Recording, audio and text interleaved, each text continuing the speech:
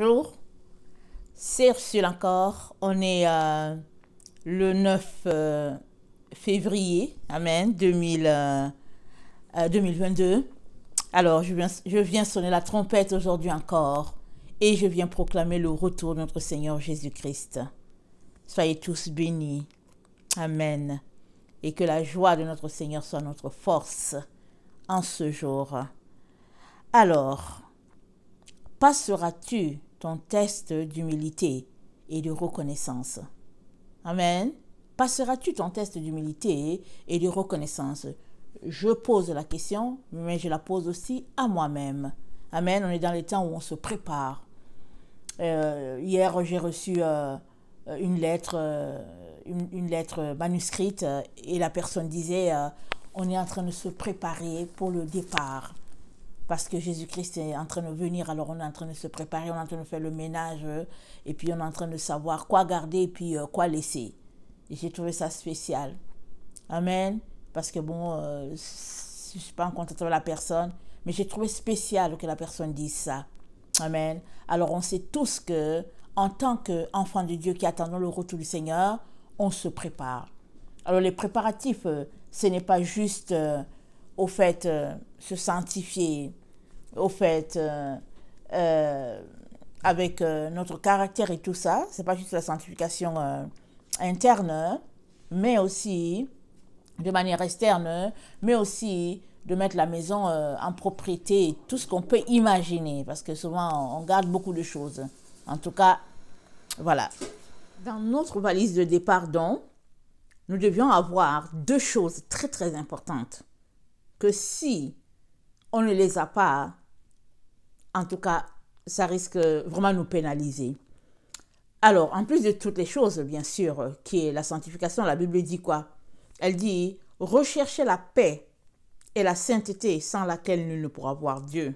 Attendez, excusez-moi. Recherchez la paix et la sanctification sans laquelle nul ne pourra voir Dieu. Mais la même Bible dit aussi, Dieu résiste aux orgueilleux, mais il fait une grâce aux humbles. Alors, Dieu résiste aux orgueilleux, ça veut dire, il y a un mur. Il y a un mur entre Dieu et toi. Si tu as pour compagnon l'orgueil. Et ça, c'est quelque chose que nous devons saisir et nous débarrasser de l'orgueil immédiatement, d'une manière ou d'une autre. On doit s'en débarrasser. Alors, dans Wikipédia, l'humilité, amen, c'est le contraire de l'orgueil, n'est-ce pas? Alors, l'humilité, c'est le sentiment de sa propre insuffisance qui pousse à réprimer tout mouvement d'orgueil. C'est ça l'humilité. Dans ton sac, tu dois avoir l'humilité et la reconnaissance. Alors, on commence par l'humilité. L'humilité, c'est dit que c'est un sentiment qui vient de toi, de ta propre insuffisance. C'est-à-dire que tu te sens insuffisant, tu te sens indigne. Et puis, ce sentiment-là que tu as, ça te pousse à réprimer tout orgueil en toi.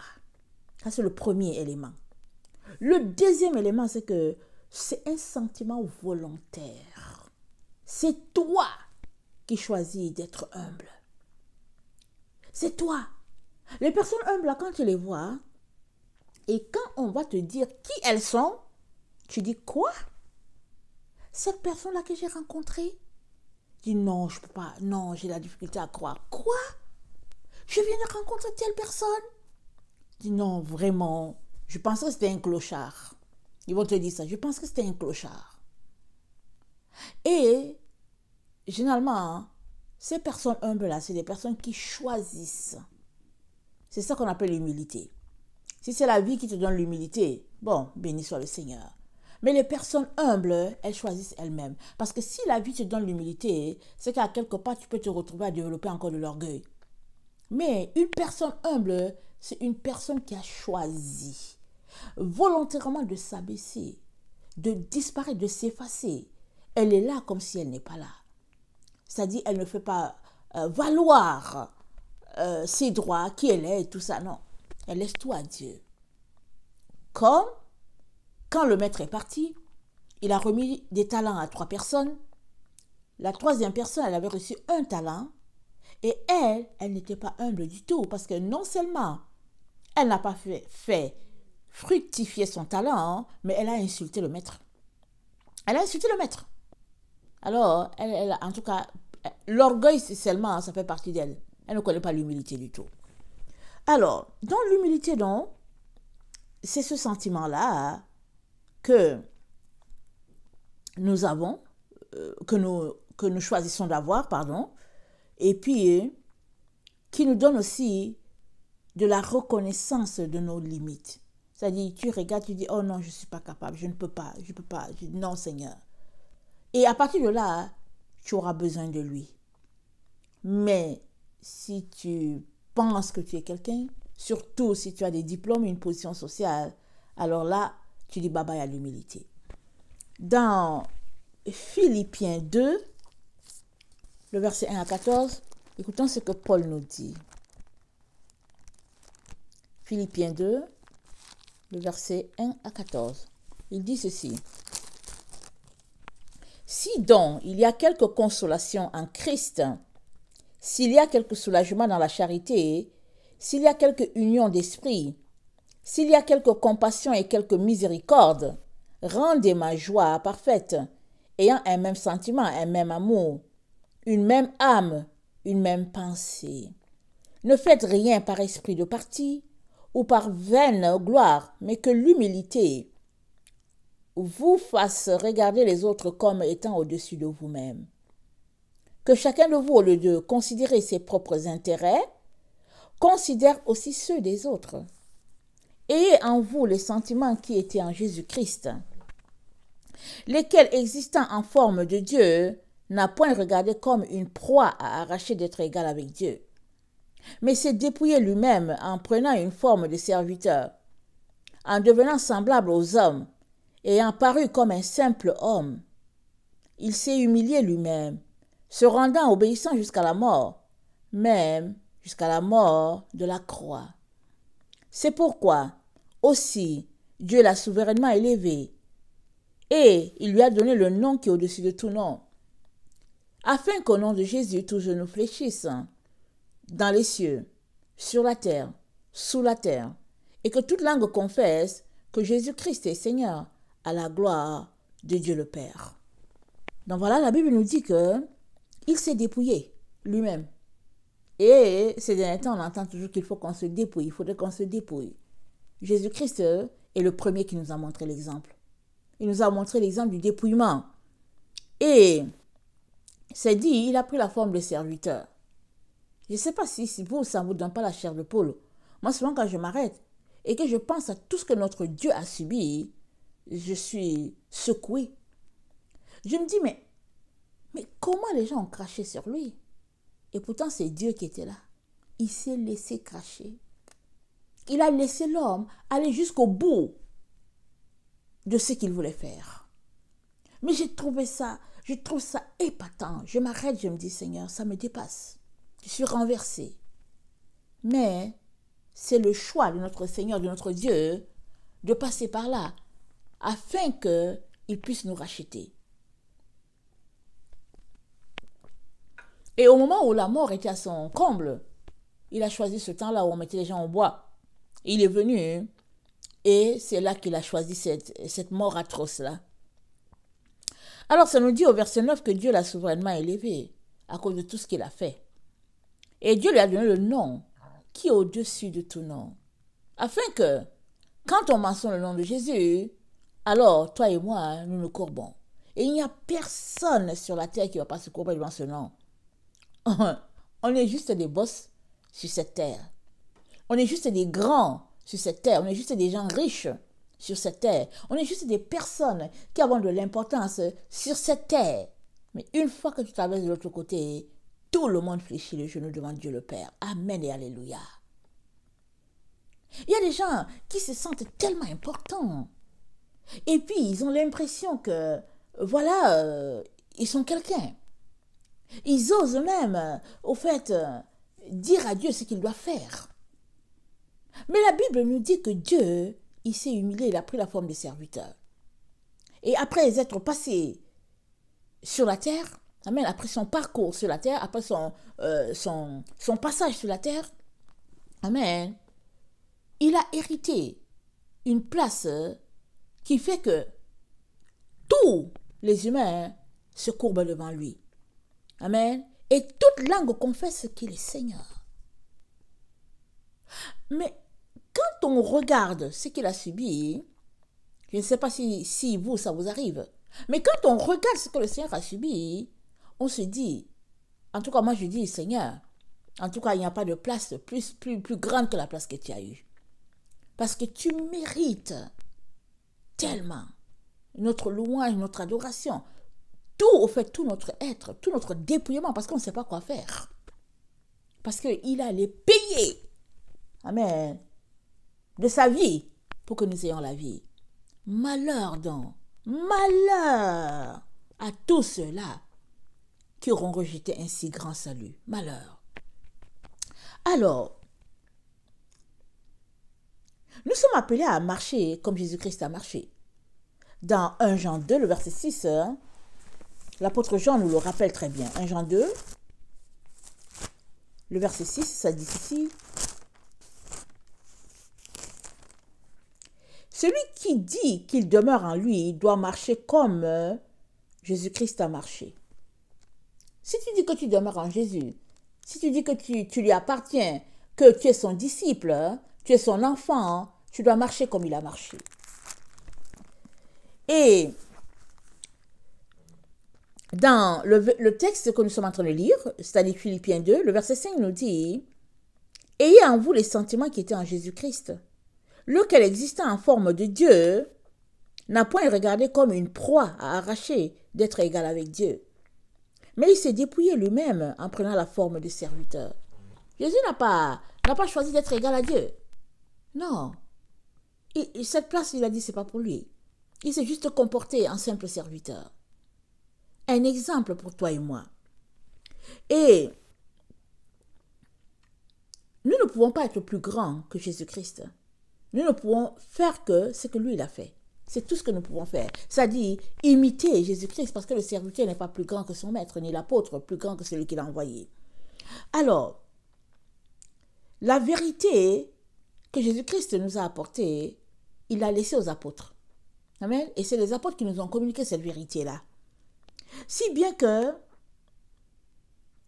cette vérité que Jésus-Christ nous a apportée est là pour nous affranchir. Comme il a dit, vous connaîtrez la vérité et elle vous rendra libre. Mais si tu es dans une situation de confusion, ça veut dire que à quelque part tu es en train de te battre entre ce que Jésus-Christ a dit et ce que les hommes ont dit. Jésus-Christ ne nous a jamais apporté de confusion. Si tu es confus à quelque part, ça veut dire que tu te bats avec les idées ou les idéaux des êtres humains. Ça veut dire que tu te bats avec ta propre personne. Tu te bats avec tes sentiments qui sont loin d'être les sentiments de Dieu, parce que notre Seigneur, il a été clair et pas à peu près. Il nous dit, Dieu résiste aux orgueilleux, il fait grâce aux humbles. C'est pas compliqué, c'est simple. Mais si toi, tu as de l'orgueil en toi, tu vas te dire, ah non, mais non, ça marche pas son affaire. Ça marche pas. Mais il te dit, laisse l'orgueil et la confusion s'en ira. Dans Ésaïe 57, le verset 15, dans Ésaïe 57, le verset 15, il dit ceci.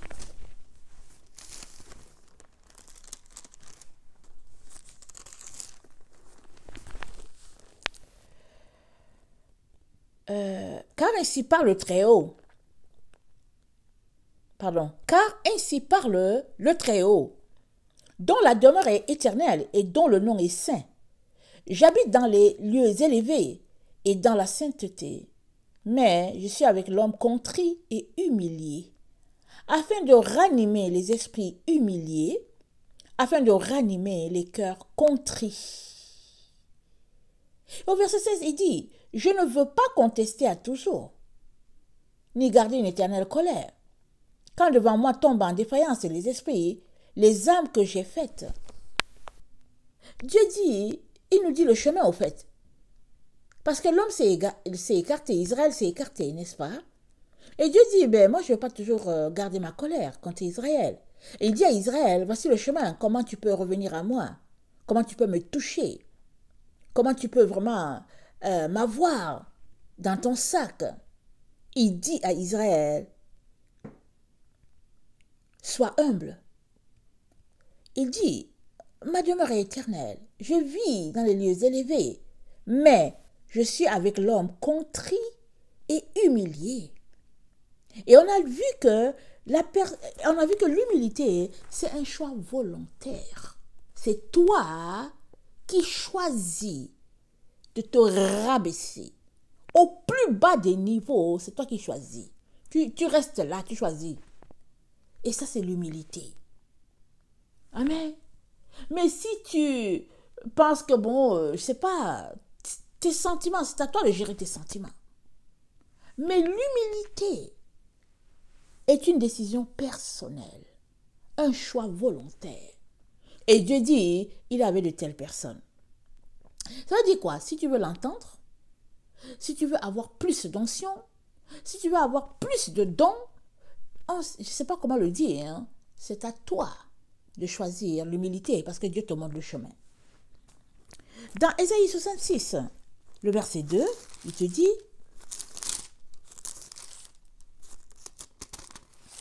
Ésaïe 66, le verset 2, je vais commencer à 1.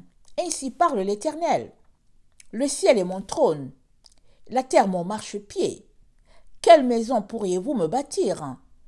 Et quel lieu me donneriez-vous pour demeure? Toutes ces choses, ma main les a faites, et toutes ont reçu l'existence, dit l'Éternel. Voici sur qui je porterai mes regards, sur celui qui souffre et qui a l'esprit abattu, sur celui qui craint ma parole. Amen. Celui qui souffre. Tu peux choisir de souffrir. C'est toi qui décides de souffrir. Tu peux prendre un temps de jeûne. Dans le jeûne, tu mortifies ton corps. Tu choisis de ne pas manger. C'est toi. Et Dieu, il aura un regard sur toi. Il va pencher son regard parce que tu as choisi de dire à ton ventre, hey, tu n'es pas le boss. Souvent, le ventre veut être le boss. Il est là, il grogne, et puis bon, il fait du bruit. Et souvent, quand tu jeûnes, souvent la nuit, il va te réveiller pour dire, oh, je veux manger. Mais non, tu dis à ton ventre, hey, tu sais quoi? J'ai choisi que c'est Dieu qui est le boss de mon corps. Donc, allez, tu n'as pas à manger. En rigueur, je peux te donner de l'eau, mais tu n'as pas à manger. Alors, si tu habitues ton corps, ton ventre à lui parler comme ça, le ventre va comprendre. Donc, c'est l'esprit qui va s'élever en toi. Ce n'est pas les choses de la chair. Souvent, on est là, on mange, et puis ben voilà. Voici sur qui je porterai mes regards. C'est celui qui souffre et qui a l'esprit abattu. Qui a l'esprit abattu? C'est un choix d'avoir un esprit abattu. C'est ton choix. Oui, on peut avoir l'esprit abattu parce qu'on est dans une situation de deuil. Mais on peut aussi avoir l'esprit abattu parce qu'on vient devant Dieu, dans les pleurs, dans les larmes, dans les supplications pour dire, Seigneur, pardonne-moi.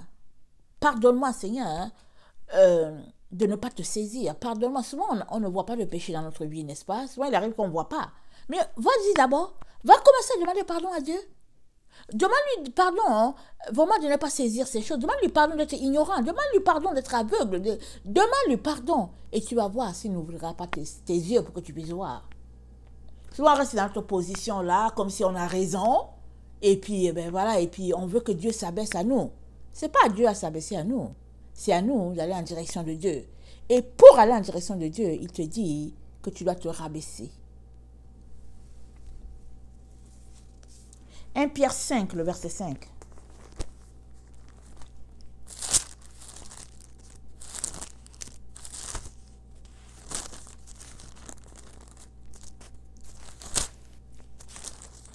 Pierre 5, verset 5, ça dit ceci. Excusez-moi le bruit. De même, vous qui êtes jeunes, soyez soumis aux anciens. Et tous, dans vos rapports mutuels, revêtez-vous d'humilité, car Dieu résiste aux orgueilleux, mais il fait grâce aux humbles.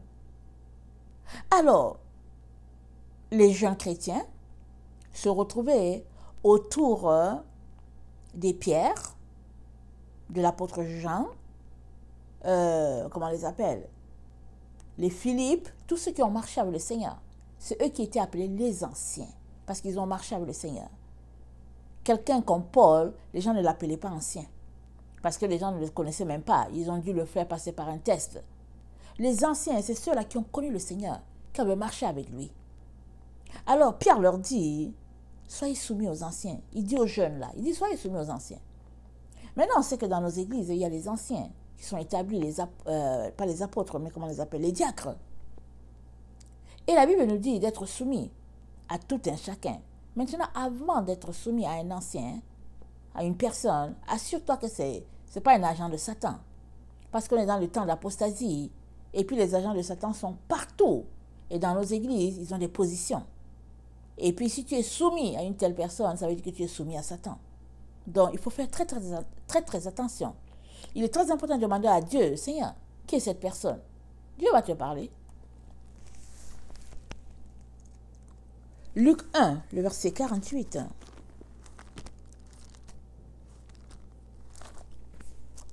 Luc 1, le verset 48, ça dit ceci.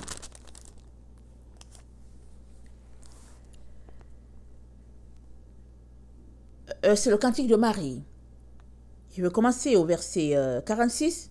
Et Marie dit, mon âme exalte le Seigneur, et mon esprit se réjouit en Dieu mon Sauveur, parce qu'il a jeté les yeux sur la bassesse de sa servante, car voici, désormais toutes les générations me diront bienheureuse, parce que le Tout-Puissant a fait pour moi de grandes choses, son nom est saint, et sa miséricorde s'étend d'âge en âge sur ceux qui le craignent. Il a déployé la force de son bras, il a dispersé ceux qui avaient dans le cœur des pensées orgueilleuses, il a renversé les puissants de leur trône, il a élevé les humbles. Voilà. Dieu a élevé les humbles. Amen. Et elle, la Vierge Marie, elle dit, Dieu a baissé les yeux sur la bassesse de sa servante. Elle porte en elle l'humilité. Dieu, le créateur de tout l'univers, a jeté un regard sur la terre et il a trouvé une personne en la Vierge Marie pour porter son fils. Et en elle, il a placé sa faveur. Et il a regardé les qualificatifs. Et elle est reconnue pour son humilité. Et Dieu nous dit, l'humilité, très important pour entrer dans sa présence. Et même, il y a des gens, ils vont chercher le Seigneur depuis des années, ils n'entendent pas Dieu. Parce que quand ils viennent avec leurs grosses sabots, ils viennent avec leur diplôme, ils viennent avec la pensée que, bon, écoutez, après tout, je ne suis pas n'importe qui. Ils viennent devant Dieu, ils osent venir devant Dieu dans cette attitude-là. Mais quand tu viens devant Dieu, là, regarde-toi, hein, regarde-toi comment tu viens. Humilie-toi, va à terre, rabaisse-toi à terre. Et apprends à parler à Dieu. Et tu verras s'il n'ouvre pas les écluses des cieux pour te répondre. Et tu verras. Très souvent, quand on n'entend pas Dieu, avant de commencer à demander si on a un péché dans notre vie, commençons à voir notre attitude. Commençons à voir. Il y a des gens qui sont tellement orgueilleux que dès que tu les vois, tu dis, oh Seigneur, qu'est-ce qui se passe? Tu te dis, waouh! Elles portent l'orgueil sur elles, ces personnes-là. Mais elles ne se voient pas. Et quand ils ouvrent alors la bouche, tu dis que bon, on ne sait pas qu'est-ce qui était mieux. Est-ce que c'était mieux qu'elles n'ouvrent pas la bouche et puis tu regardes juste l'orgueil physique là que tu vois? Parce que quand elles ajoutent à ce qu'elles portent sur elles, alors tu te dis, Jésus, délivre-moi, enlève-moi d'ici.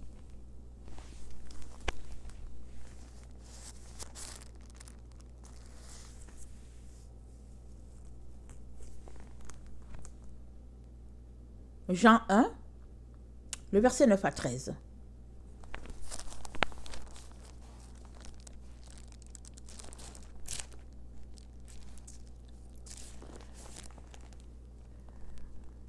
Cette lumière était la véritable lumière qui, en venant dans le monde, éclaire tout homme. Elle était dans le monde et le monde a été fait par elle, et le monde ne l'a point connue. Elle est venue chez les siens, et les siens ne l'ont point reçu. Mais mais à tous ceux qui l'ont reçu, à ceux qui croient en son nom, elle a donné le pouvoir de devenir enfants de Dieu, lesquels sont nés, non du sang, ni de la volonté de la chair, ni de la volonté de l'homme, mais de Dieu. Et la parole a été faite chair, et elle a habité parmi nous pleine de grâce et de vérité. Et nous avons contemplé sa gloire, une gloire comme la gloire du Fils unique venu du Père. Amen. Alors, la vérité apportée par Jésus-Christ est là pour nous connecter à la lumière. C'est pourquoi Jésus nous a apporté cette vérité-là. Il nous l'a apportée pour nous connecter à la lumière. On a besoin de lumière.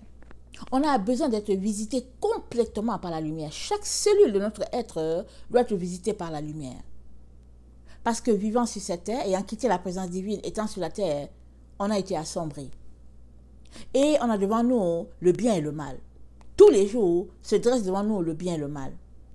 La lumière et les ténèbres. La vérité et le mensonge. On est appelé à choisir.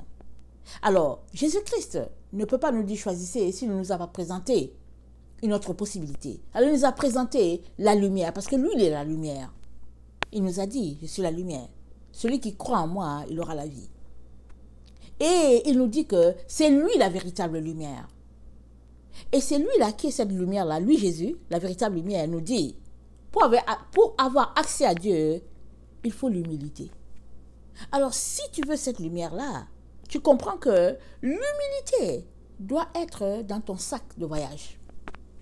Tu ne peux pas arriver à Dieu sans l'humilité dans ton sac. Très, très important. L'autre élément qui est bon de noter, allons-y, regardez Jean 12. Jean 12, le verset 35, il nous dit, Jésus leur dit, « La lumière est encore pour un peu de temps au milieu de vous. Marchez pendant que vous avez la lumière, afin que les ténèbres ne vous surprennent point. Celui qui marche dans les ténèbres ne sait où il va. Pendant que vous avez la lumière, croyez en la lumière, afin que vous soyez des enfants de lumière. » Toi et moi sommes encouragés par notre Seigneur à croire à la lumière. Il nous exhorte de marcher dans la lumière, de croire en la lumière pour être des enfants de lumière. C'est-à-dire qu'il y a des choses que nous devons faire. Ce n'est pas automatique. Jésus-Christ, il a déjà été sur cette terre le reflet de Dieu. Il l'a fait. On a les témoignages. Maintenant, il nous dit aussi, c'est à toi et à moi de faire le pratico-pratique. C'est une affaire de choix. Comme on l'a vu, l'humilité, c'est un acte volontaire. Ça ne va pas te venir. Même si tes parents t'ont élevé comment on appelle ça là? Même si tes parents t'ont élevé dans l'humilité, tu choisis d'être humble comme eux, ou bien tu choisis d'être orgueilleux. C'est ton choix. C'est ton choix. Alors, si toi, tu passes ton temps à écouter certaines personnes, l'esprit qui est en eux va te visiter. En tant que mère, je dis souvent à mes enfants, je dis, arrête d'écouter cette personne-là. Arrête. Oh non, maman, il est drôle. Et puis, tu sais quoi, à la radio, je dis, arrête d'écouter. Arrête d'écouter. N'écoute pas. Parce qu'étant jeune, il ne sait pas l'esprit que je perçois. Je dis, n'écoute pas. Parce que tu sais quoi, il raconte n'importe quoi. Il raconte n'importe quoi. Ça, c'est déjà un fait. Mais l'autre élément, c'est que si tu l'écoutes, il va se refléter en toi. Alors, toi, si tu veux que le Père soit reflété en toi, alors tu lis la Bible. Et le Père sera reflété en toi. Tu lis la Bible et tu décides de mettre en application ce que Dieu te dit. Alors c'est pareil, si tu passes ton temps à écouter la radio ou bien si tu as ton journaliste préféré, peu importe, ce que tu écoutes là, ça va se refléter en toi. Alors ne sois pas surpris un jour. Ne sois pas surpris, c'est une décision, c'est un choix de marcher dans l'humilité. Amen. Le verset 46. Je suis venu comme une lumière dans le monde, afin que quiconque croit en moi ne demeure pas dans les ténèbres. Jésus est tellement humble. Il dit, je suis venu comme une lumière. C'est ça qu'il dit. Alors qu'il est la lumière. Il dit, je suis venu comme. Il fait une comparaison. Parce qu'il ne sait pas comment il va nous comparer. Comment il va comparer. Il dit, je suis venu comme la lumière. Mais les gens qui l'ont vu dans sa gloire, ils disent, waouh. Ils disent, on ne peut pas décrire la gloire. C'est-à-dire, il essaye de s'amener à notre niveau pour nous présenter la gloire divine. Et nous, en tant qu'humains, non seulement il nous a créés, notre Dieu, mais on essaye de montrer à Jésus-Christ qu'on est au-dessus de lui. Ça ne va pas. Pas du tout.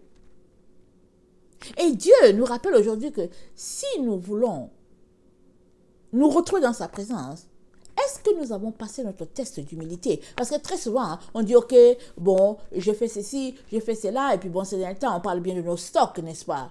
On se dit, bon, je fais un stock, j'ai du thon, j'ai ceci. Tout ça, c'est le côté physique. Alors on essaie de voir, je ne mens pas, je ne vole pas, je ne me moque pas des gens, on essaie de voir et tout. Mais l'humilité, est-ce que tu l'as? Il ne faut pas que cela manque dans nos affaires. Amen. Le deuxième point, le deuxième test que nous devons passer, c'est le test de reconnaissance. Sommes-nous des personnes reconnaissantes? Très souvent, hein, on passe à côté. On passe à côté. Et pour Dieu, c'est très très important. Il nous a élevés dans la reconnaissance. Quiconque est humble est aussi reconnaissant. Les personnes humbles, quand tu les vois, elles sont tellement reconnaissantes que tu te dis, Seigneur, ça n'a pas d'allure. Alors, Wikipédia nous dit que... Attendez, il faut que je regarde ma définition de la reconnaissance. La reconnaissance, on va d'abord... J'ai pris deux explications, ok? Ok, au niveau de la société, au niveau judiciaire, ils disent que la reconnaissance, c'est la déclaration faite dans un acte authentique et en particulier à l'officier de l'état civil qui a pour effet d'établir la filiation du déclarant à l'égard de l'enfant naturel dont il est le père et la mère. Waouh, c'est ça qu'on appelle reconnaissance. Tu t'arrêtes, tu dis, attends, mais pourquoi reconnaissance, on parle de l'affiliation entre le père et l'enfant? Regardez la définition de la reconnaissance. Waouh! Alors,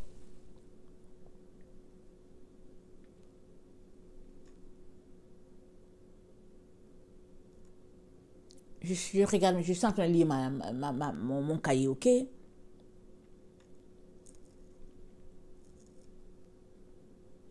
Alors, avant de passer de ce monde à l'autre monde, nous avons toutes les choses à faire, n'est-ce pas?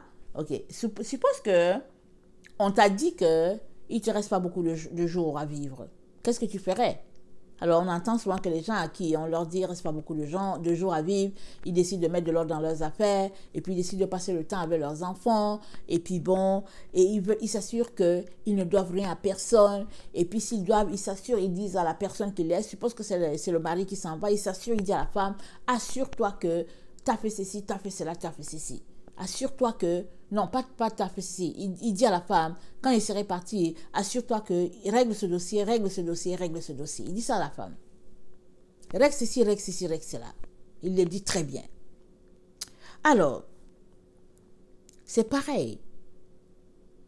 Pour toi, enfant de Dieu, quand tu quittes cette terre-là, il y a deux choses qui sont, c'est-à-dire, la vie que tu as menée sur la terre, elle est reflétée au ciel. Alors, si sur cette terre, suppose que tu as volé et que tu l'as caché, tu ne vas pas traverser l'autre côté. Quand tu vas arriver, Jésus-Christ va te dire, ok, personne ne t'a vu, mais moi je t'ai vu ce jour-là où tu avais volé le beurre à l'épicerie. Il va te le dire. Mais si par contre tu as pris le temps sur la terre de demander pardon à Jésus, quand tu vas arriver, il va dire clean, il va te dire de passer. Et quand tu finis ton parcours sur la terre, tu arrives devant Dieu, amen. Alors, soit tu es justifié parce que tu as bien fait les choses et puis tu ne dois rien à personne sur la terre, soit tu devais quelque chose, tu l'as payé, suppose que tu t'es retrouvé dans une situation où tu as volé, tu as fait les jours qu'il fallait en prison, ou bien tu as fait des travaux forcés pour payer cet acte-là, et tout a été correct. Et puis finalement, devant Dieu aussi, il te dit, ok, si la justice du monde t'a pas condamné, moi non plus je ne te condamne, je te laisse passer. Et une fois devant Dieu, amen, on exprime notre gratitude, notre reconnaissance. Il n'y a personne qui arrive devant Dieu sans exprimer sa gratitude et sa reconnaissance. Parce que quand on passe de l'autre côté, on se dit, waouh, waouh Seigneur, merci beaucoup, merci infiniment. Parce que c'est une situation qui n'est pas toujours gagnée. On le sait tous. Jésus-Christ a payé pour nous. Mais au fait, on sait que nous-mêmes, à notre niveau, on a des luttes, on a des combats et tout. Mais les personnes orgueilleuses, elles ont de la difficulté, elles ont des problèmes avec la reconnaissance. Vous savez pourquoi? Parce que elles n'ont pas travaillé leur humilité. C'est pourquoi elles sont orgueilleuses. Une personne orgueilleuse, elle se croit quelqu'un, je ne sais pas comment le qualifier. Les personnes orgueilleuses, souvent, elles ne le réalisent pas. Il y en a qui réalisent qu'ils sont orgueilleux. On dit ça dans la société, ils se pensent bons. Il y en a qui sont comme ça. Il y a d'autres, ils ne le réalisent pas. Ils portent cet esprit en eux. Souvent, c'est comme des esprits familiers parce qu'ils ont grandi dedans. Ils traînent ça avec eux. Et ce n'est pas parce que tu n'as pas vu l'esprit d'orgueil sur toi que quand tu vas arriver devant Jésus, il va te dire, ok, tu n'as pas vu, passe. Non. C'est à chacun d'entre nous de faire le test, de venir devant Dieu pour lui demander, Seigneur, comment tu me vois? Seigneur, pardonne-moi mes péchés. Seigneur, aide-moi. Est-ce que j'ai l'orgueil dans ma vie? Jésus-Christ, délivre-moi de mon orgueil, etc. C'est à toi, c'est ton travail. J'écoutais un témoignage tantôt. C'est une personne qui cherchait Dieu, un moine. Alors, il disait qu'il a entendu une situation qu'il a un peu secouée. Il allait prier. Il a prié 9 heures avant que Dieu lui réponde. J'ai dit, ah Seigneur, c'est grave. Il a prié 9 heures pour que Dieu lui réponde. Mais nous, souvent, quand on va prier, on prie 2 heures et puis on est là, on se dit, ah, après 2 heures, on ne sait plus quoi dire à Dieu. Ou bien on va prier, quand on prie 1 heure, on se dit, alléluia, j'ai fait 1 heure. Il a prié 9 heures avant qu'il entende quelque chose. Une telle personne-là, pensez-vous que dans sa vie, il n'y aurait pas de l'humilité? Parce que c'est un choix. Elle a choisi cette vie-là. Alors si toi, tu choisis de suivre Jésus-Christ, sache que la reconnaissance est attachée à Christ. La reconnaissance fait partie de Jésus. Ça fait partie des dons que tu reçois si vraiment tu donnes ta vie à Jésus. Alors si tu ne l'as pas, ça veut dire qu'il faut que tu travailles l'orgueil en toi.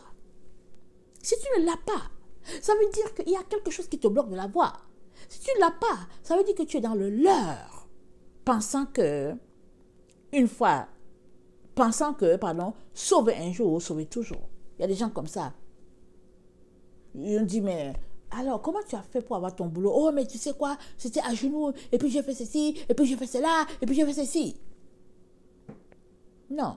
La reconnaissance, c'est une attitude, vraiment, c'est le contraire, carrément, de se faire valoir. C'est une situation où on est toujours devant Dieu pour lui dire merci, merci, merci et merci.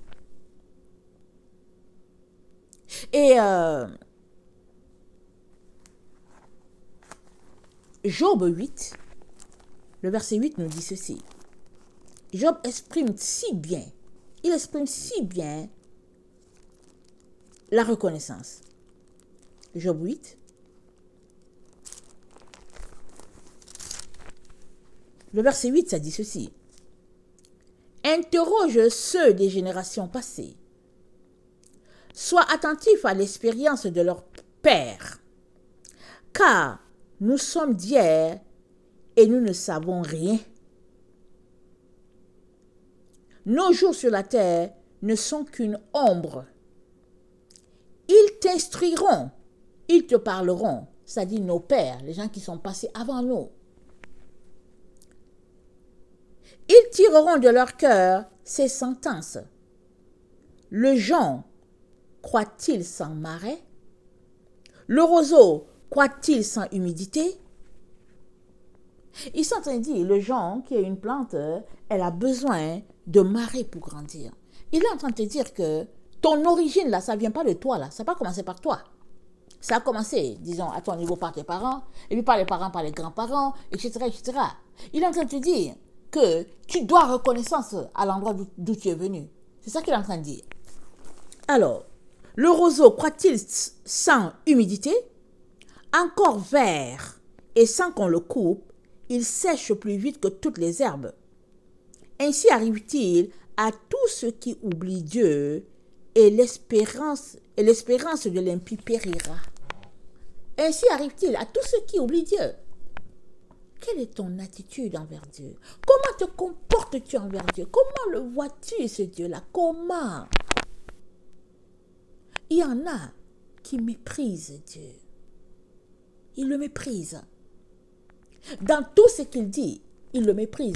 Ou bien Dieu dit quelque chose, il sélectionne. Il dit, ok, ça fait mon affaire, ça fait mon affaire, et puis là, ça fait pas mon affaire. Et ils viennent te dire, oh, la Bible dit d'examiner toutes choses, et puis j'ai examiné, et j'ai pris ceci, et puis l'autre, j'ai pas pris. As-tu examiné? As-tu examiné? D'abord, examiner, il savait savoir, est-ce que Dieu, c'est toi qui parles ou pas? Et regardez ce moine, il dit qu'il a prié 9 heures. Il voulait, et puis vous savez pourquoi il allait prier 9 heures? Il a vu un jeune homme, et ce que le jeune homme lui a dit l'a tellement troublé qu'il savait direct que le jeune homme partait en enfer. Il allait prier 9 heures pour un jeune homme. Son amour pour le jeune homme l'a amené à prier 9 heures. Dieu a vu son amour pour le jeune homme, et Dieu lui a donné des visions pour le jeune homme. Et c'est comme ça que Dieu l'a aidé à faire sortir le jeune homme de l'endroit où le jeune homme était. Parce que Dieu a vu l'amour de ce moine-là, Dieu a dit, je vais te répondre à cause de ton amour pour ce garçon. Parce que le garçon n'était pas reconnaissant. Il avait un problème de manque de reconnaissance. Il est venu dire, eh, mais tu sais, non, mais au fait, Marie, c'est une femme comme tous les autres. Marie, c'est une femme comme tous les autres.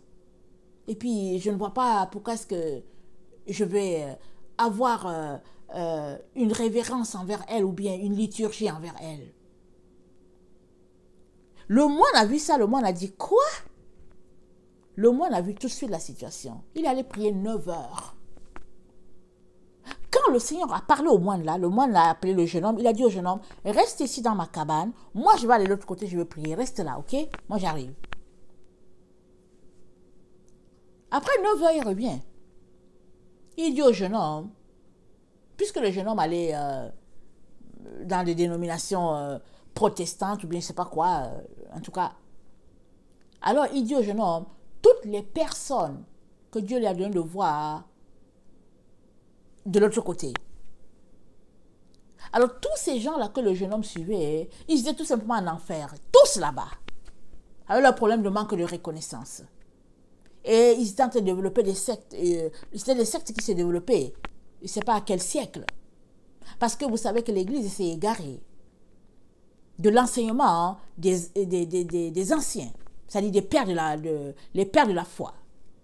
L'Église s'est égarée.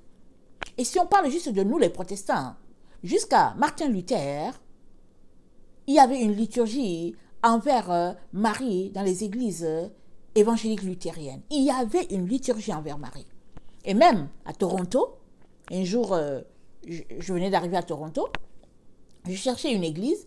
Alors j'ai trouvé une église vraiment très proche de l'endroit où j'habitais, vraiment pas loin, à pied, ça se faisait bien en 10 minutes. Je me suis dit, ok, pourquoi pas, je vais y aller.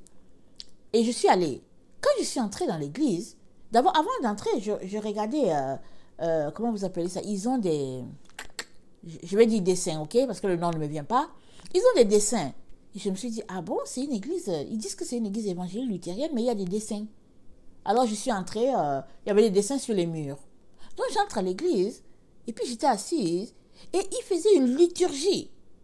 Ils avaient une liturgie, ils ont fait leur culte et tout, et ils avaient aussi une liturgie envers Marie. Alors je suis sortie, j'étais renversée, je venais d'une église de l'Alliance. J'arrive, je tombe là-bas, je me suis dit, hey, mais qu'est-ce qui se passe ici? Est-ce que c'est une église? J'ai demandé, est-ce que c'est une église catholique ici? Ils ont dit, non, non, c'est pas une église catholique, c'est une église évangélique. Mais j'étais là, je me suis dit, ah bon? Parce que finalement, je me suis rendu compte qu'il y avait beaucoup, beaucoup d'églises. Et c'est après que j'ai su que cette église-là, c'est l'église qui est restée rattachée à Martin Luther. Parce que Martin Luther a dit, ok, les catholiques, voilà, ils ont fait ceci, ils ont fait cela. Moi, je me coupe des catholiques. Seulement, il est très important de continuer d'avoir la liturgie envers celle-là par qui la bénédiction est venue. Amen. Alors, en tout cas, il leur a donné un bon conseil. Alors, après cette vague-là, Martin Luther, Calvin, Wesley, tous ces gens-là, ils avaient une liturgie envers Marie. Ils avaient une liturgie envers Marie. Alors, après leur vague, quand ils sont partis, alors, vous savez qu'on est la génération de l'apostasie. C'est pas avec nous que ça a commencé. Ça n'a pas commencé au 21e siècle. Ça a commencé depuis le 16e siècle. Alors, les gens ont commencé à mettre de leur part, et puis il y a eu des sectes, des divisions, et des divisions, et des divisions, et des divisions, et des divisions, et des divisions. Et même là où nous sommes, il y en a, si je prends par exemple l'exemple des témoins de Jéhovah, ils disent que Jésus-Christ est fils de Dieu, mais Jésus-Christ n'est pas Dieu. Mais Jésus-Christ va les sauver comment? Parce que si Jésus-Christ nous sauve, c'est parce qu'il est Dieu. Mais les témoins de Jéhovah disent que Jésus-Christ n'est pas Dieu. Mais Jésus ne peut pas les sauver parce qu'un homme ne peut pas sauver un autre. La seule personne qui peut te sauver, c'est Dieu. Oh, Jésus-Christ est Dieu. Alors il y a beaucoup, beaucoup, beaucoup d'enfants de Dieu qui ne savent pas ça, ils sont là et puis ils méprisent Jésus. Mais la question, elle est celle-ci. Comment tu vas faire pour entrer? Toi qui méprises ce que notre Seigneur nous a laissé. Il nous a laissé sa doctrine. Et dans sa doctrine, il y a des A, B, C à faire. La doctrine de Christ, ce n'est pas la doctrine de nos églises. Non, non, non. Ça a été établi. Et puis Dieu nous aime tellement hein, qu'il nous dit, dans Malachie 4, hein, le verset 6, hein, il nous dit ceci. Attendez, je n'avais pas préparé, mais ça me vient, je vais le lire. Il nous dit, souvenez-vous de la loi de Moïse, mon serviteur, auquel j'ai prescrit en Horeb pour tout Israël des préceptes et des ordonnances. Voici, je vous enverrai Élie, le prophète, avant que le jour de l'Éternel arrive, ce jour grand et redoutable.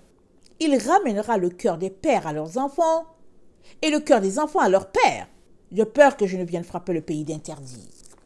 Il ramène le cœur des enfants vers les pères et le cœur des pères vers les enfants. Mais ce n'est pas de nos pères terrestres. Si ça arrive, tant mieux. Mais il est en train de parler des pères de la foi. Là où nous sommes là, est-ce que nous sommes connectés aux apôtres? Pose-toi la question. Es-tu connecté aux apôtres? Il faut te poser cette question-là. Malheureusement, si nous voulons présenter nos églises telles qu'elles sont, on n'a pas de connexion avec eux. Mieux encore, chaque dénomination essaie d'apporter sa doctrine. Et puis, ils sont en train de vouloir refaire. Tu entends, ils se disent que bon, améliorons la vie d'église, faisons ceci. Ça dit, tu t'arrêtes, tu te dis, il y a quelque chose qui ne va tout simplement pas avec ce peuple. Tu t'arrêtes, tu dis, Dieu, au secours, Seigneur, au secours. Chaque dénomination veut changer les choses. Au lieu que eux, ils changent, ils veulent changer les normes établies par Dieu le Père. C'est pourquoi plusieurs mènent une chrétienté à leur goût. Ça les arrange. Ils se retrouvent un certain groupe et ils sont là ensemble, ça leur fait du bien. Et puis bon voilà, la chair est satisfaite. Mais ce n'est pas la chair qui est sauvée, hein? C'est l'esprit. Jésus-Christ a dit, à quoi servirait-il à un homme de gagner le monde entier s'il perdait son âme? Il est question de gagner ton âme à Christ. C'est de ça qu'il est question.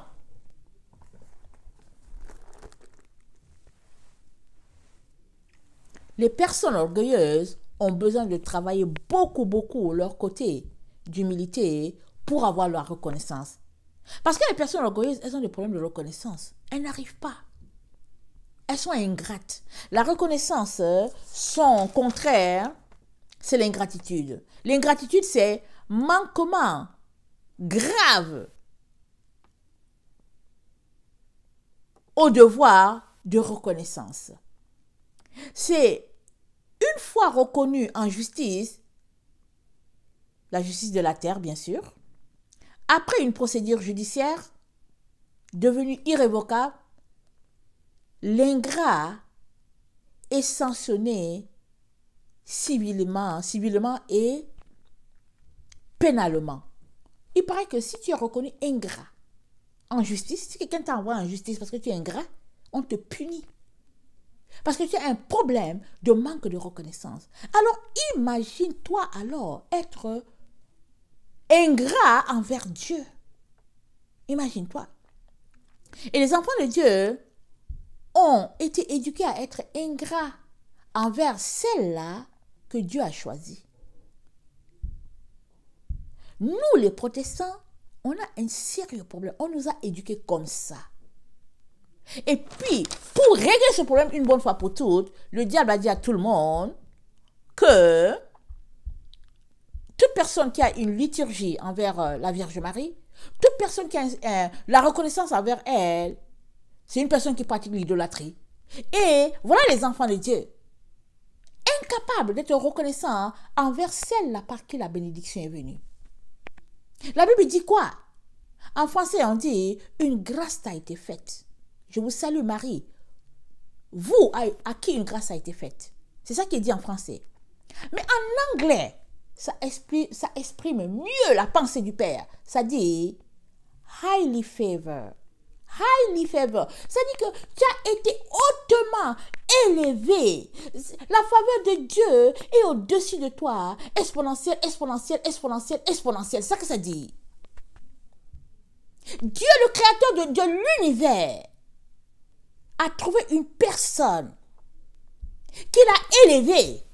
Et toi, tu oses dire, c'est une femme comme tous les autres. C'est une femme comme tous les autres. Mais malheur, malheur à tous ceux-là qui manquent de reconnaissance, dit le Seigneur. Malheur. La surprise attend beaucoup de l'autre côté. La surprise. Malheur, malheur. Il est très important de changer les choses que nous devons changer. Parce qu'on est dans le temps de la fin. Et Dieu est en train de restaurer toute vérité qui nous a été volée. Tu ne peux pas te permettre de mépriser celle-là par qui tu dis que tu as un lien de filiation. Puisque tu dis que Jésus-Christ est ton sauveur. Tu dis que Jésus-Christ est ton Père. Tu dis que Jésus-Christ est ton Dieu. Jésus-Christ est ton tout. Mais Jésus-Christ, il est venu sur la terre comment? Il a tiré son côté chair d'une femme pour qu'il soit tissé et devenir un homme. Non, pour qu'il devienne un homme, il a été tissé dans le corps d'une femme et Dieu a jugé cette femme-là digne. Qui es-tu pour dire à Dieu, elle n'est pas digne? Qui es-tu? Méfie-toi. Méfie-toi. Et puis repens-toi. Parce que c'est très grave ce qui se passe. C'est très grave. Et Dieu ne tolérera pas ces personnes-là. Parce que c'est un problème d'orgueil grave. Excusez. Si tu as ce problème-là, règle-le. Règle-le. Parce que ce sera vraiment grave pour toi. Ce sera grave pour toi. Si la justice de ce monde condamne les personnes ingrates, si elles sont reconnues ingrates, combien la justice de Dieu te condamnera-t-elle? Combien? Alors, il est temps de couper avec les faux enseignements. On a reçu des faux enseignements, mais on est capable de les changer si on le veut. Si on le veut. Dieu résiste aux orgueilleux, il fait grâce aux hommes. Si tu pries Dieu et que tu n'entends pas, continue de prier. Comme un jour Dieu m'a dit. Moi, je voulais une réponse. Finalement, j'ai dit, bon, je vais passer par telle personne. Je vais lui demander et tout. J'ai d'abord envoyé un mot pour dire, est-ce que ça c'est ton courriel? C'est là que Dieu m'a parlé. Il dit, hey, toi.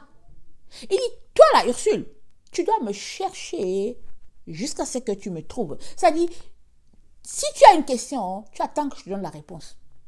Si ça dure 6 mois, tu pries, c'est tout. Je sais pourquoi ça dure 6 mois.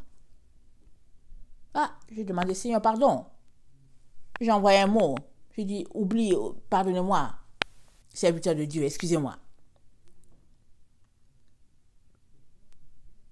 Parce qu'il est très important que la lumière de Dieu te vienne, puisque Satan nous a plongés dans l'obscurité. Et si nous prenons le livre de la Genèse, Genèse 3, Amen, c'est évident, moi je ne sais pas comment les gens ne voient pas ça. Dans Genèse 3, c'est dit, quand Dieu a parlé à Ève, quand Dieu a parlé au serpent, il a dit, au verset 15, il a dit, « Je mettrai inimitié entre toi et la femme, entre la postérité, pardon, entre ta postérité et sa postérité. Celle-ci t'écrasera la tête et tu lui blesseras le talon. » Mais qui est la femme qui a eu son enfant sans rapport sexuel avec un homme? C'est la Vierge Marie. C'est pourquoi elle est toujours appelée Vierge. C'est la seule. Elle a eu son enfant, en tout cas par la foi. Dieu lui a donné l'enfant par la foi. Et de cet enfant-là a découlé le salut pour l'humanité. Voilà. C'est la femme-là qui a écrasé la tête du serpent. Elle a bien écrasé la tête du serpent. Puisque avec le serpent, c'est donnant-donnant. Le serpent, c'est ça, c'est donnant-donnant. Il faut que tu exposes ton corps pour avoir un enfant. Mais Marie n'a pas eu besoin de cela. Dieu l'a élevé exponentielle, exponentielle, exponentielle pour nous bénir à travers elle. C'est-à-dire, si on regarde dans la vie, c'est notre grand-mère. C'est notre grand-mère. On est tous contents quand, moi j'ai pas encore de petits-enfants, mais on est tous contents quand les petits-enfants viennent, on est contents, parce que les petits-enfants, c'est la prolongation de tes enfants. Alors, elle, c'est la mère du Sauveur. Et jamais une femme n'acceptera que ses petits-enfants soient ingrat envers elle. Elle n'acceptera pas. Elle appellera son fils, elle appellera sa fille. Elle va dire, mais comment est-ce que tu as élevé les enfants pour que les enfants soient comme ça? Et puis même, toi-même, là, si tu vois que tes enfants sont ingrats envers ta mère, tu vas parler à tes enfants pour dire, attends, hey, c'est ma mère, hein? C'est ma mère. Je vous interdis de lui parler comme ça. Tu vas dire ça à tes enfants. Comment se peut-il qu'on n'est pas capable en tant qu'humain de faire le A plus B en ce qui concerne notre Sauveur et sa mère? Comment est-ce possible? Et on pense que on va venir voir Jésus, il va nous donner des bisous pour dire, oh, oui, tu as bien fait ça. En tout cas, pour être dans l'illusion, on l'est totalement. On l'est totalement. Mais il n'y a que l'Esprit de Dieu qui peut nous faire tomber les écailles, de nos yeux. Mais maintenant, est-ce que tu veux? Si tu ne le veux pas, les écailles vont rester à tes yeux. Mais moi, je te dis une chose, toi qui m'écoutes là, cours, régler ce problème-là. Cours, régler ce problème. Parce que si tu ne passes pas ton test d'humilité et de reconnaissance, je ne vois pas comment tu vas traverser, même si toutes les autres choses, tu les as bien fait. Tellement tu fais tout bien. Mais le test de l'humilité et de la reconnaissance, ça fait aussi partie des choses qu'on doit réussir avant de traverser. Osée 4, le verset 6, on connaît bien le texte. Osée 4, le verset 6 nous dit ceci.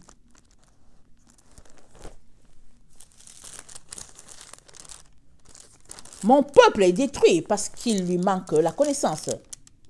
Puisque tu as rejeté la connaissance, je te rejetterai et tu seras dépouillé de mon sacerdoce. Puisque tu as oublié la loi de ton Dieu, j'oublierai aussi tes enfants. Dieu parle ici à Israël. Puis ils se sont multipliés, plus ils ont péché contre moi. Je changerai leur gloire en ignominie. Ils se repaissent des péchés de mon peuple, ils sont avides de ses iniquités. Il en sera du sacrificateur comme du peuple. Je le châtirai selon ses voies, je lui rendrai selon ses œuvres. Nous sommes sacrificateurs de Dieu, n'est-ce pas? Nous sommes les enfants de Dieu. Nous sommes d'Israël, n'est-ce pas? Nous sommes unis à Dieu par le sacrifice Amen, de la croix. Et nous sommes les enfants de la femme, pas les enfants du dragon. Amen, parce qu'on se prépare pour le ciel. Et la postérité de la femme va écraser la tête du dragon. Il y a ce combat-là qui est en train de se passer. Le dragon, c'est le diable. On sait tout ça. Et Dieu dit, mon peuple périt faute de connaissance. Et puisque tu as rejeté la loi de Dieu, Dieu dit, je te rejette. Il est très important que tu viennes devant Dieu en pleurant pour dire, Seigneur, éclaire-moi, Jésus, viens à mon secours. Très important. On va dire, ah, je suis prêche une autre doctrine et tout. Ça, c'est ton problème. Mais règle ce problème-là immédiatement. Parce qu'on est en plein jugement. Et on est à la fin de la fin de la fin. Il y a des choses qui sont du non négociable avec Dieu. Que le Seigneur bénisse sa parole. Je vous aime beaucoup et Dieu davantage. Maranatha, Jésus revient. Amen et Amen.